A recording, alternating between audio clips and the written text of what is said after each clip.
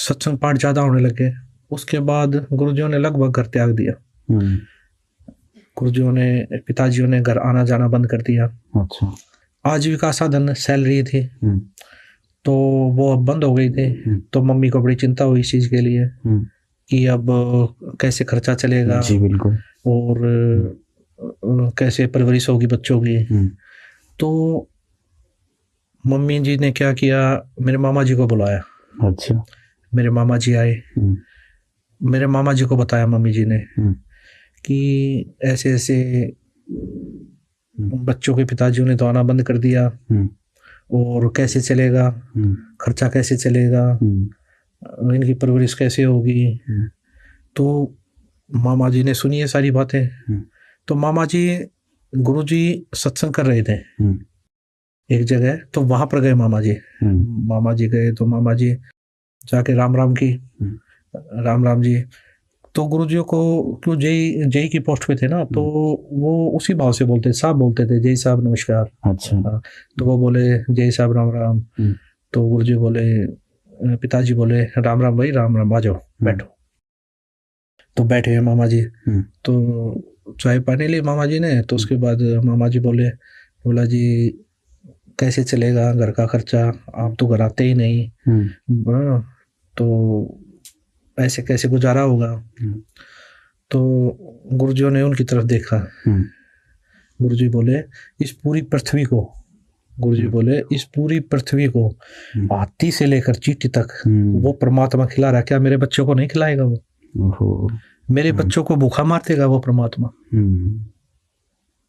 बहुत बड़ी बात बोली। तो उसके बाद मामा जी चुप। मामा जी सोच में पड़ गए।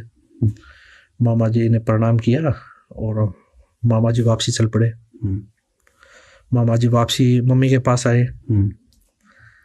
तो मम्मी के पास आए तो मम्मी जी को बताया, बोला क्या क्या बात हुई। तो मामा जी ने सारी बातें बताई, ये बात हुई।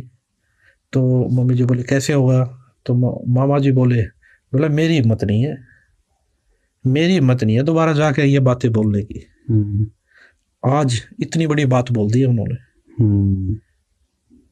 आज जय साहब ने इतनी बड़ी बात बोल दी है कि मेरी हिम्मत नहीं है दोबारा जाके बात करने की बहन। तो ऐसे चलता रहा। कुछ टाइम के बाद फिर मेरे चाचा जी, मम्मी ने अंकल जी को बुलाया। उनको भी बताई भाई खर्चा कैसे चलेगा, बच्चों की परवरिश कैसे होगी। ये चीज़ें देखकर अंकल जी ये सारी बातें सुनकर फिर वो गुरुजियों के पास गए। गुरुजियों के पास जाकर बोले जी आप सत्संग में जाते हो भाई, सत्संग में जाते हो आते हो, कोई बात नहीं, घर पे भी आ जाया करो। और नौकरी चलती रहेगी और सारा नौकरी चलती रहेगी और बच्चों की भी परवरिश होती रहेगी। तो ये चीज़ें सुनकर गुरुजी बोले महेंद्र, अगर मैं आज मर जाता तब उन बच्चों की परवरिश कौन करता?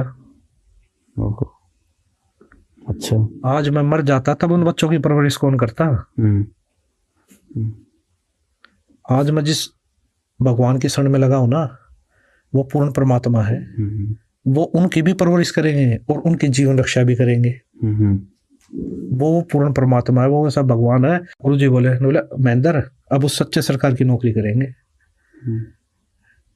अब नौकरी बहुत कर ली, इस झूठी सरकार की नौकरी बहुत कर ली। अच्छा। अब सच्चे सरकार की नौकरी करेंगे। अब ज्ञान हो गया उस सच्चे सरकार की नौकरी का। अब नौकरी उसकी करेंगे। अब झूठे सरकार की नौकरी मुझसे नहीं होगी भाई।